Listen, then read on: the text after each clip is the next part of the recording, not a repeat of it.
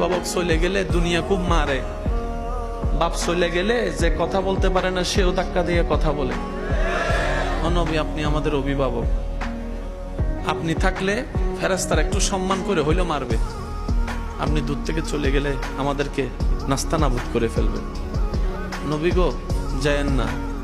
নবী বলে যে আমি আবু বক্করের কাছে গিয়ে দাঁড়াই নাই, তোদের কাছে গিয়ে দাঁড়িয়েছি। আমি ফারুককে খুঁজি নাই, আমি তোদেরকে খুঁজেছি। আমি ওসমান ও আলীর তালাশ করি নাই, আমি গুনাহগার উম্মতের তালাশ করেছি।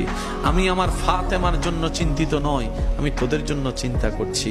আমি আমার হাসান হোসেনের জন্য রবের দরবারে সিজদা দিচ্ছি না, তোদেরকে বাঁচানোর জন্য সিজদা দিব, তোদেরকে বাঁচানোর জন্য। নবী বলে উম্মত চিন্তা করিস না, আসি তো। সুবহানাল্লাহ বলেন।